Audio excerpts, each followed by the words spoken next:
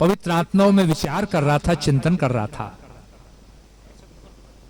और उस विचार और चिंतन पे मैं आपको जोड़ना चाहूंगा थोड़ी देर के लिए। आप अपने हृदय में एक रेखा बना लीजिए, और वो रेखा क्या होनी चाहिए? महर्षि व्यास कहते हैं, मनुष्य की परिभाषा देते हुए, मत्वा कर्माणि सिव्यतीति मनुष्य है, अर्थात जो अपने कार्यों को मनन कर, सोच कर, विचार कर, चिंतन करके करता है, वो मनुष्य है। एक तो इस बात को याद रखना पूरे प्रवचन में। एक दूसरी बात और याद रखना पवित्र आत्माओं, मैं पहले विज्ञान का छात्र रहा। सन 71 में केमिस्ट्री की पुस्तिका हुआ करती थी, उस समय का कोई हो पढ़ा हुआ हो तो जानते होंगे। वो जीडी तुली की प्रैक्टिकल की छोटी सी पुस्तिका थी, और उसका जो नाम था पुस्तिका का, वो था जी क्या क्यों कैसे। क्या क्यों कैसे अर्थात जो केमिस्ट्री की रिएक्शन होती हैं, कैसे होती हैं, क्या रिजल्ट आता है, क्यों होती हैं, इस पर थी छोटी सी। तो इस दूसरी बात आप ये रखना, क्या क्यों कैसे। मेरे प्रवचन में ज्यादा मैं जो टाइम नहीं लगाऊंगा, क्योंकि मुझे समय प्रधान जी ने बांध दिया है, और भाई ये प्रधान जी की नहीं है, आजकल सबकी यही है भाई, रसगुल्ला बर्फी तो सब चाहे, और पुदीन हरा की चटना प्रधान जी कोई नहीं चाहता। और मेरे पास तो भैया पुदीन हरा की चटनी है, रसगुल्ले तो खिला के चले गए। लेकिन जो सुनेंगे तो भाई ध्यान से देखिए। मैं विचार कर रहा था, चिंतन कर रहा था, ये पितृपक्ष क्या है। देखिए मेरा जो फोकस रहेगा हर शब्द पर रहेगा, ये पितृपक्ष है क्या भला। तो मुझे बहुत देर तक इसका रिजल्ट नहीं आया जी मेरे दिमाग में।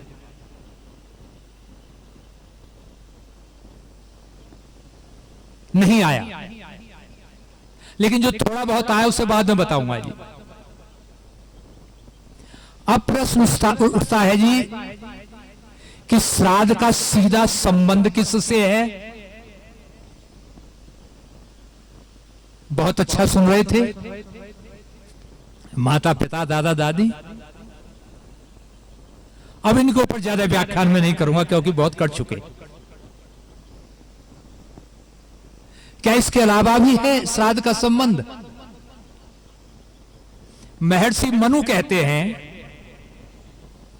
अक्रोधिना शौच परा सततम ब्रह्मचारिणे एनियत शस्त्रः महाभागा पितरः पूर्व देवता। पवित्र आत्मा की व्याख्या मैं नहीं करूंगा, क्योंकि बात रह जाएगी, क्योंकि साहब क्रैश कोर्स समझ लें। मैं तो चाह रहा था कि 1-1.25 घंटा मिलेगा, लेकिन मैं कुछ छोड़ूंगा इसमें। इसका अर्थ आप समझ गए होंगे। यानी इतने पितर बता दिए, जो क्रोध ना करता हो, पवित्रता अंदर भरे हुए हो, ब्रह्मचर्य का पालन करता हो। ब्रह्मचर्य का पालन केवल संक्षिप्त मत लेना जी। ब्रह्मचर्य का अर्थ है, ब्रह्म के विचार अर्थ हैं ईश्वर, वेद, ज्ञान, पौरुषत्व, पुरुषों में शुक्र, महिलाओं में रज। इसी तरीके से चर्य के विचार अर्थ हैं चिंतन, अध्ययन, उपार्जन, रक्षण। मिला दीजिए। जो मनु महाराज के यहां पर मंतव्य है, ब्रह्मचारी से मतलब है ईश्वर का चिंतन, वेद का अध्ययन, ज्ञान का उपार्जन, पौरुषत्व का रक्षण। जो ऐसा करने वाला है वो भी पितर है, जिसे शस्त्र की आवश्यकता नहीं, परिस्थिति वश रख सकते हैं। ये सब और पितर, ये सारे के सारे पितर की श्रेणी में आते हैं। ऋषि दयानंद का मंतव्य था कि हे दुनिया के लोगों, इस श्राद्ध को सीमित मत रखो, माता पिता तक ही मत रखो, कुछ फैलाओ। ऋषि दयानंद का मंतव्य था कि जो व्यक्ति धर्म, अर्थ, काम और मोक्ष कि विद्या देने वाले हैं हमें, इनकी शिक्षा देकर हमारे उद्धार में तत्पर हैं। हे दुनिया के लोग, वो सारे पितर हैं। माता पिता तो हैं ही, वो पितर हैं। पवित्र आत्मा वो लिखते हैं, आपने पढ़ा होगा सत्यार्थ प्रकाश में। सत्यार्थ प्रकाश में लिखा हुआ है कि पितर कौन कौन से होते हैं माता पिता के अतिरिक्त। वो कहते हैं नंबर 1 सोम सद है, अर्थात जो सोम यज्ञ करने वाले हैं, ईश्वर में स्थिर हैं, शांति गुण वाले हैं, वो सोम सद्वी दुनिया के लोग पितर होते हैं। आगे कहते हैं अग्निस्वात है, कहते हैं कि जो ईश्वर भौतिक अग्नि, विद्युत अग्नि, इनको जानते हैं और संसार के उपकार के लिए इन पर काम करते हैं एज ए साइंटिस्ट, ऋषि दयानंद कहते हैं कि दुनिया के लोगों वो ही पितर हैं। आगे कहते हैं बहिर्सदय, जिन व्यक्तियों ने अपने मन और इंद्रियों पर कंट्रोल कर लिया है, ईश्वर की भक्ति में दत्त चित्त रहते हैं, वो नंबर 3 वाले पितर हैं। और आगे कहते हैं सोमपा, जो सोम यज्ञ करने वाले, सोम औषधियों का पान करने वाले और निरोग होकर दुनिया के निरोग की चिंता करने वाले, ये चौथे पितर हैं। आगे कहते हैं हविर्भुजा, अर्थात जो अग्नि हवन करने वाले हैं और यज्ञ शेष का खाने वाले हैं, वो पितर हैं। और आगे कहते हैं आजप्पा, जो सात्विक भोजन करने वाले हैं, दूध दही फल फूल आदि, और इसके साथ मादक द्रव्यों से, मादक पदार्थों से दूर रहते हैं, वो भी पितर हैं। आगे कहते हैं सुकालिनः, अर्थात जो अपनी वेद विद्या के माध्यम से स्वयं की परवाह ना करके और निकल जाते हैं प्रवचन करने के लिए, वो पितर हैं। और 8वां बताते हैं यम राजा, यानी जो दंड देने लायक है उसे दंड देना, और जो पुरस्कृत करने लायक है उसे पुरस्कृत करना, वो पितर है। पवित्र आत्मा और ऋषि दयानंद कहते हैं, यदि मैं आपसे प्रश्न करूं कि महर्षि देव दयानंद पितर थे या नहीं, आपका क्या उत्तर होगा जी? थे। और यदि मैं अगला प्रश्न करूं कि महर्षि देव दयानंद पितर हैं या नहीं, बताइए। हैं। अब इसको हैं को यहीं छोड़ दीजिए, लास्ट में ले जाएंगे, क्योंकि मैं चाहता हूं कि बहुत ज्यादा मैटर आपको इतने कम समय में दे दूं। समय तो कम है लेकिन प्रयास करता हूं। पवित्र आत्मा में पितर का तो मामला आ गया अब समझ में। अब आती है बात श्राद्ध की, कि श्राद्ध क्या है, क्या क्यों कैसे अपने मन में रखना जी। श्राद्ध क्या है? हमारे विद्वान ऋषि कहते हैं यतेभ्य श्रद्धया क्रियते तत्श्राद्धम, अर्थात जो माता पिता व अन्य इन सब पितरों की श्रद्धा पूर्वक सेवा करना है, वो श्राद्ध है जी। अब इसमें 2 शब्द आ गए जी, एक श्राद्ध आ गया और एक श्रद्धा आ गई। विचार कीजिए, चिंतन कीजिए। यदि मैं आपसे प्रश्न करूं कि पहले श्रद्धा को लाना है या श्राद्ध को लाना है? श्रद्धा को लाना है। बहुत सुंदर। योगीराज श्री कृष्ण गीता के 4थे अध्याय के 39वें श्लोक में कहते हैं श्रद्धावान लभते ज्ञानम तत्परः संयतीन्द्रिय ज्ञानम लब्ध्वा पराम शांतिम आचरेण अधिगच्छति। अर्थात समझ गए होगी, श्रद्धावान व्यक्ति ज्ञान को प्राप्त करता है और ज्ञान प्राप्त करके वह शीघ्र ही शांति को प्राप्त कर लेता है। तो कहने का अभिप्राय यह कि श्रद्धा पहले है, योगीराज श्री कृष्ण कह रहे हैं। और योगीराज श्री कृष्ण ने अपनी बात नहीं कही है, उन्होंने भी वेदों की बात कही है। पवित्र आत्माओं, यजुर्वेद के 19वें अध्याय का 30वां मंत्र है जी, व्रतेन दीक्षाम आपनोति, दीक्षा आपनोति दक्षिणाम, दक्षिणा आपनोति श्रद्धाम, श्रद्धया आप्यते सत्यम आप्यते, श्रद्धया सत्यम आप्यते। ये क्रम है, व्रत से दीक्षा, दीक्षा से उदारता, उदारता से श्रद्धा और श्रद्धा से सत्य। अब विचार कीजिए, चिंतन कीजिए। मैं श्राद्ध पर ही बोल रहा हूं जी, पहले पितर पर बोला शॉर्ट में, फिर श्राद्ध पर। अब श्राद्ध का एक पार्ट श्रद्धा है, क्योंकि बिना श्राद्ध होता नहीं। अब श्रद्धा से सत्य प्राप्त होता है, और वो सत्य कौन सा है, इस पर भी विचार करना है, चिंतन करना है। आजकल वैसे ही कह रहे हैं ना, अंधेरे में लठ नहीं मारना चाहिए। यहां पर सत्य बहुत गहरा अर्थ लिए हुए है, क्योंकि यदि इसके सत्य के साथ कुछ और लगा देते तो छंद डिस्टर्ब हो जाता, इसलिए शॉर्ट में सत्य कह दिया। लेकिन पवित्र आत्मा उस सत्य के बहुत बड़े मायने हैं।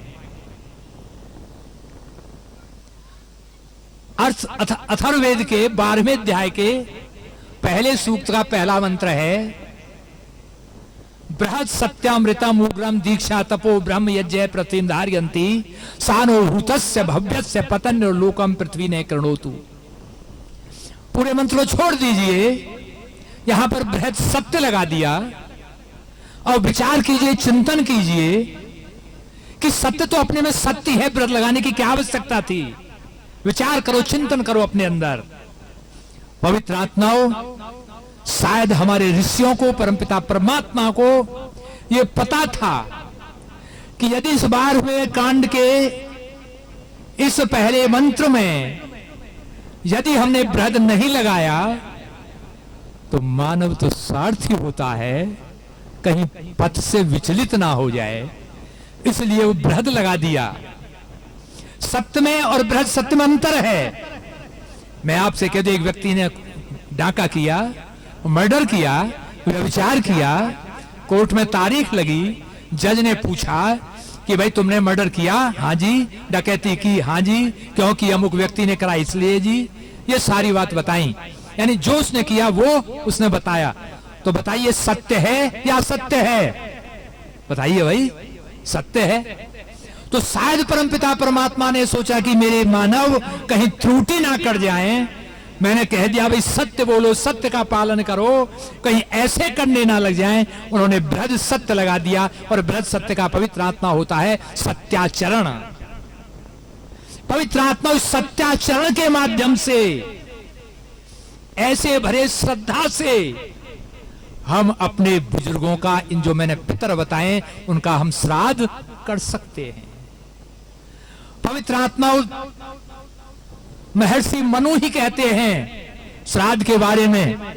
बहुत सारी कहानी याद है, आपकी आंखों में आंसू आ जाएंगे, लेकिन कभी फिर, क्योंकि समय की मर्यादा में रहना है।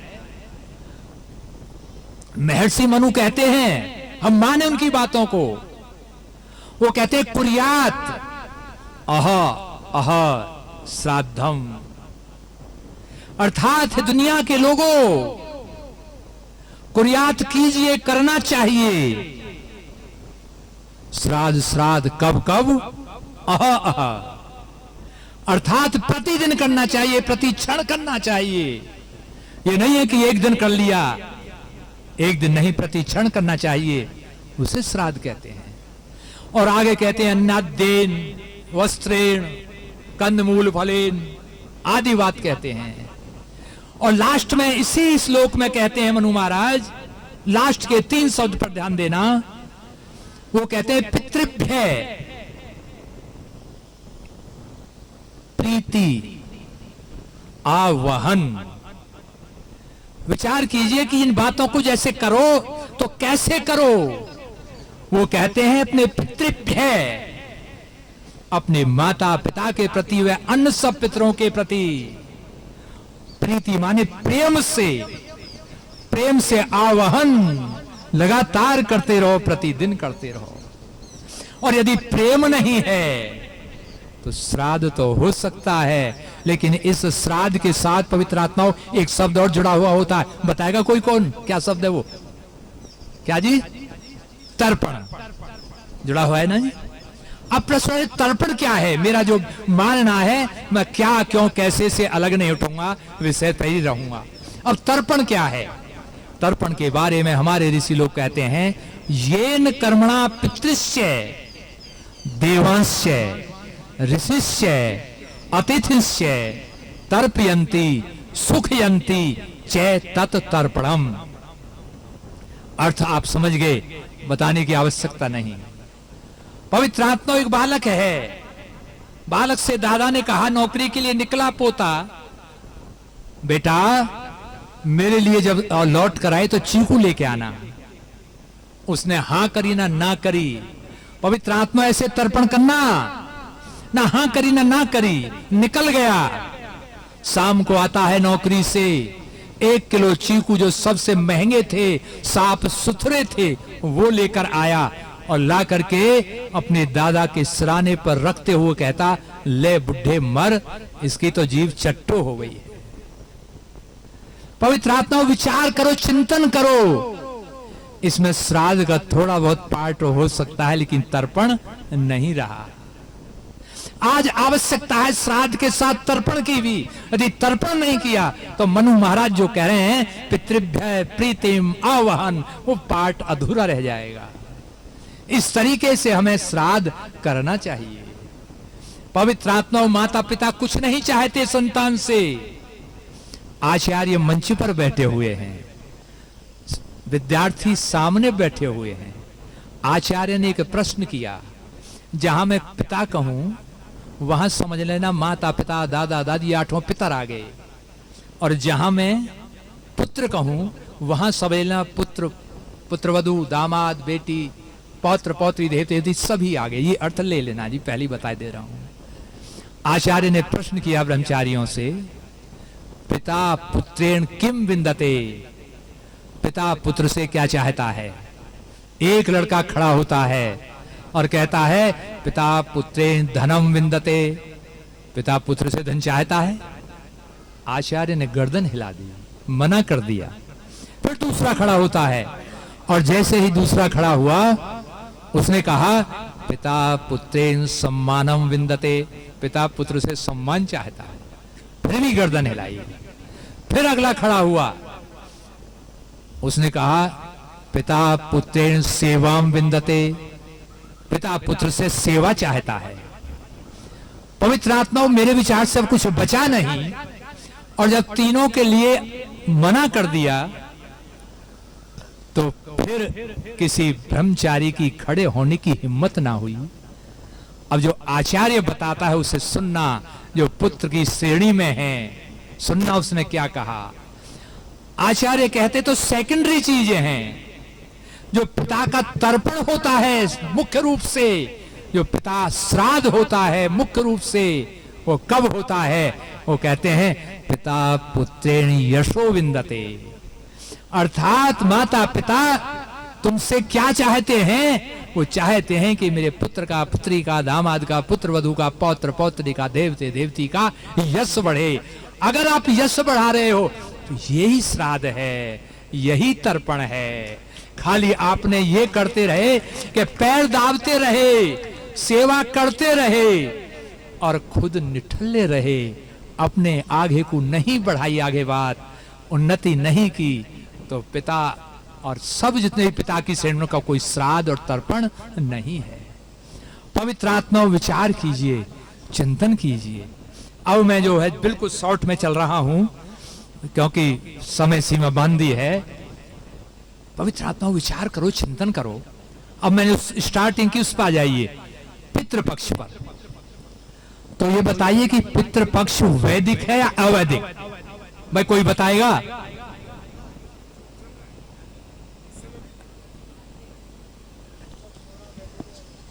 ये पितृपक्ष वैदिक है या अवैदिक? ये सही कहा, वैदिक है, वैदिक है। अब वैदिक कैसे है उसे सुने।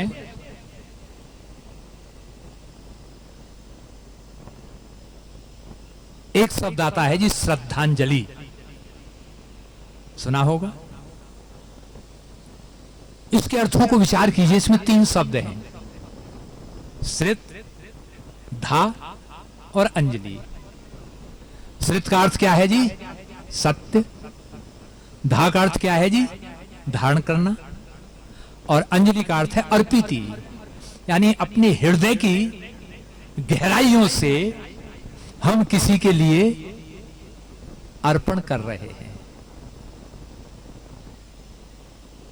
अब इन्हें और तरीके से समझिए। मेरा अर्थ है जी किताब का नहीं है। मैं जहां जाता हूं मैं अपना व्यवहार और अनुभव बोलता हूं जी, क्योंकि किताबी ज्ञान से मुझे जो है, आपने भी कई बार सुन लिया और सुनते आ रहे हैं, मैं थोड़ा सा अपना अलग चिंतन देना का मेरी एक आदत बन गई है। और मैं व्यवहार को, सिद्धांत को साथ लेकर चलता हूं। अकेले ना व्यवहार से काम चलना, ना अकेले सिद्धांत से चलना। अब मैंने जो इसका अर्थ किया है जी,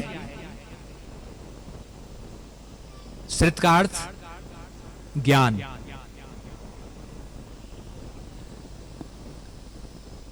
धा का अर्थ कर्म। भाई धारण जब भी तो करोगे जब कर्म करोगे, धारण कर रहे हो। और अंजलि का अर्थ भक्ति। पवित्र आत्मा जी, हम जो करना चाहते हैं तो ज्ञान, कर्म, भक्ति, इन तीनों का मिश्रण करके चलें।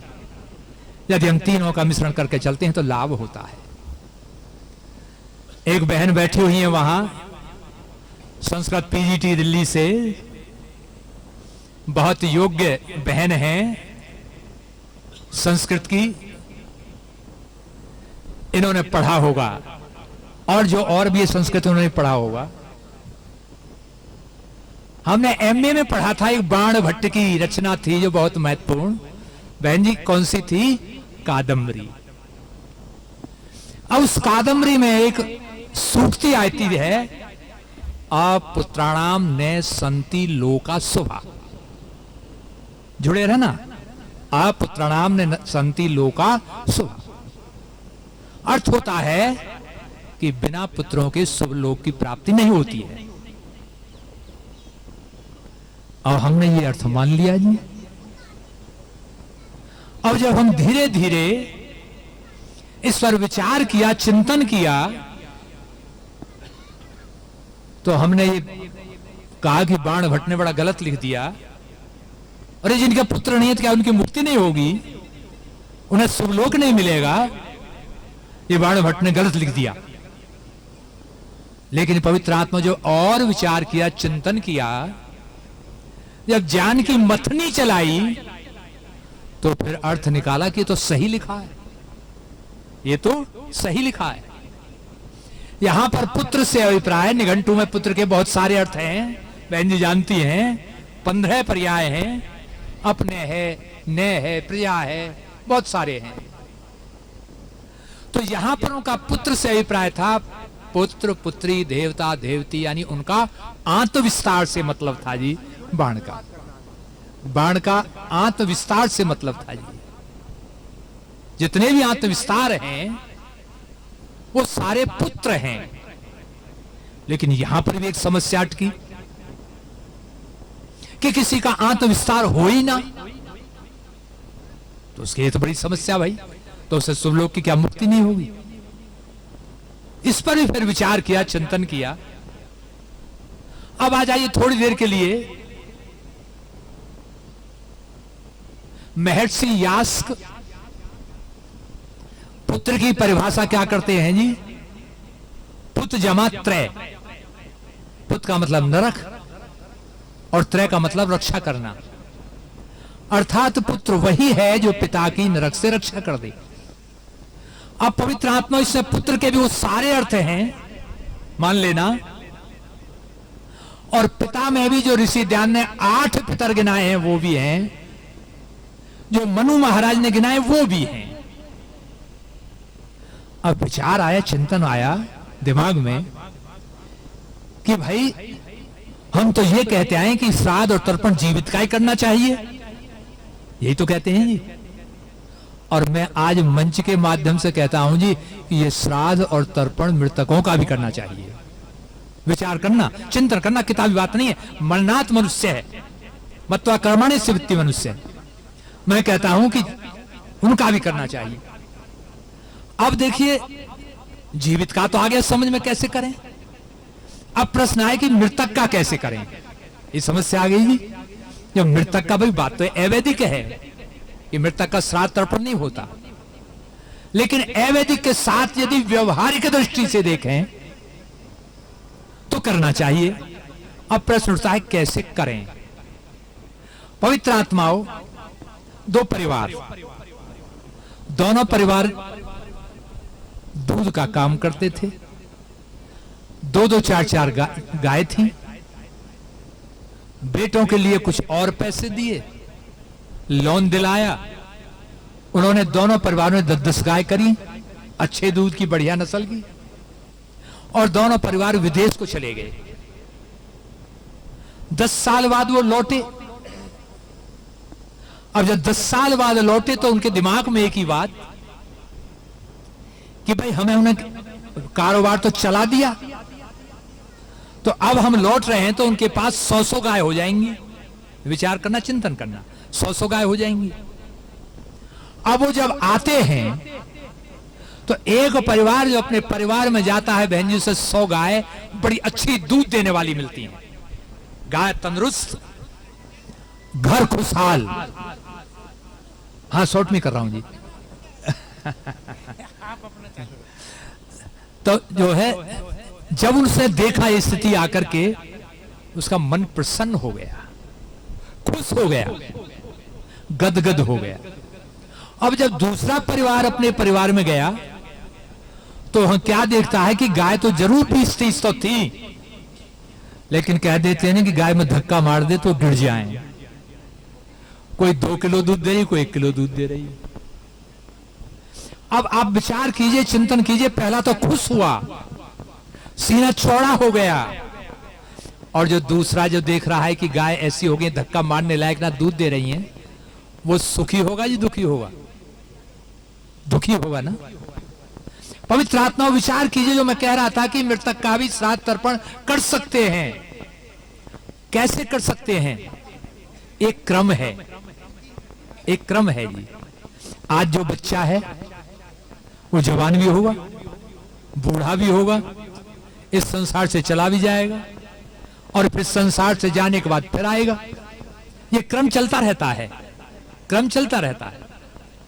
पवित्र आत्मा जो बूढ़ा है, जो चला गया, और यदि उसने जन्म लिया, और जन्म लेने पर यदि उसे वातावरण ऐसा कर दिया उसके पोतों ने, बेटों ने, कि जहां वैदिक संस्कृति का पालन होता हो, मांस मदिरा का सेवन ना होता हो, सात्विक भोजन का प्रयोग होता हो, तो उस परिवार में, क्योंकि उसके में संस्कार है दादा के में, क्योंकि सूक्ष्म शरीर के साथ सारे संस्कार जुड़े रहते हैं, यदि वो ऐसा कर देते हैं पोते बेटा, तो उसे वहां सुख होगा या दुख होगा? और यदि इसके विपरीत कर दिया तो उसे जीना दुर्भर हो जाएगा। ऋषि दयानंद को यदि प्लेटफॉर्म सही मिलता, यदि जो पीढ़ी वो छोड़ के गए थे वो पीढ़ी उस कार्य को सही तरीके से कर देती, क्योंकि व्यक्ति एक जन्म में इतना विद्वान नहीं होता। यह निश्चित है कि ऋषिवर दयानंद इससे पहले कई जन्मों में वैदिक संस्कृति के अनुयायी थे, अन्य इतना बड़ा काम कोई नहीं कर सकता था। और उस व्यक्ति को इस संसार में आकर कितनी कठिनाई पड़ी, कितने जूते पड़े, कितनी गालियां पड़ी, कितने कष्ट उठाने पड़े, और यदि उनकी संतति उस प्लेटफार्म को तैयार अच्छी तरह से कर देती तो इतने कष्ट ना होते, ना इतनी मेहनत करनी पड़ती। तो पवित्र आत्मा कहने का मेरा अभिप्राय यह है, बात उल्टी लग सकती है व्यवहारिक दृष्टि से, कि हमारा कर्तव्य है कि हम जो पितर चले गए हैं, हमारे माता पिता दादा दादियों में सारे गिनाए, वो इसमें जब जन्म लें तो हम ऐसा कार्य करें कि जिससे उन्हें शांति हो। जैसे उस गाय वाले एक को सुख होता है और एक को दुख होता है, इसलिए हमें जो है पितृपक्ष की भी बात जो है, मैं इसका विरोध नहीं करता, लेकिन मैंने एक परिवार से कहा कि भैया पितृपक्ष करते हो, गुरुजी करते हैं, श्राद्ध करते हैं, भाई कैसा करते हो? कि माता पिता दादा दादी मानते नहीं हैं, भाई करना पड़ता है, एक पंडित को बुला लेते हैं और अपना खिला देते हैं और वहां तक पहुंच जाता है। मैं बोला भैया, यदि कोई व्यक्ति किसी माँ का प्यारा बेटा ट्रेन में जा रहा है, 30-35 घंटे का रास्ता है, मैं भारतवर्ष के 20 राज्यों में प्रवचन करने जाता हूँ, तो कभी कभी 35 घंटे का भी कर्नाटक का रूट होता है, गुजरात का रूट होता है, तो भाई वो माँ अपने प्रिय बेटे के लिए भोजन बना के देती है कि भाई रेल का भोजन अच्छा नहीं रहेगा, और बेटा उसे 10 या 12 घंटे बाद खाता है तो उसे बासा खाना पड़ता है। और ये बासी क्यों खिला रहे भैया? ऐसा कीजिए ना, उसके फोटो के आगे अपना अच्छे व्यंजन बनाइए और रख दीजिए, और भोजन वहां तक पहुंच जाएगा। वो परिवार वाले बोले, अजी ऐसे कैसे पहुंच जाएगा? और ये जब भाई तुम्हारे पितरों को पहुंच जाता है वहां, जो जिन पता नहीं कहाँ है, किस दुनिया में है, तो वो तो कम से कम यहाँ दुनिया में तो है, उसे कैसे नहीं पहुंचेगा? कहने लगे हाँ जी 5 मिनट में खत्म।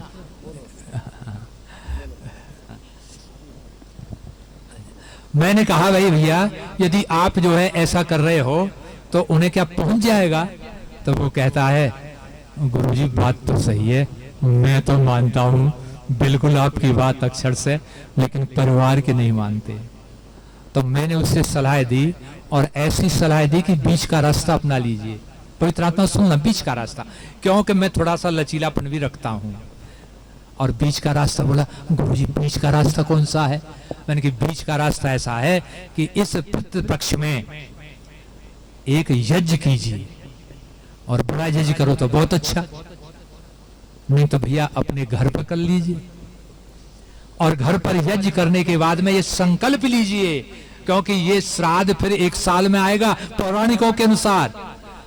ये संकल्प लीजिए कि मैं सही मायने में श्राद्ध और तर्पण जैसे मैंने बताया है ऐसा ही करूंगा।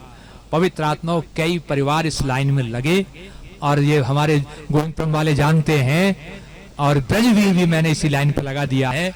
गोविंदपुरम वाले जानते हैं, ब्रजवीर के पिताजी का श्राद्ध अभी आया, और मुझे याद थी, मैंने कि भाई पिताजी का श्राद्ध आया, कुछ संकल्प लिया। वो कहता है गुरुजी हवन भी करा और संकल्प भी लिया। तो पवित्र आत्माओं, यदि इसे मनाते हो तो भैया 1 साल में इसे भी मनाओ, लेकिन इसको इस रूप में मनाइए, यज्ञ कीजिए, किसी विद्वान को बुलाइए, और यदि विद्वान को नहीं बुलाए स्वयं कीजिए, और स्वयं यज्ञ करके संकल्प लीजिए।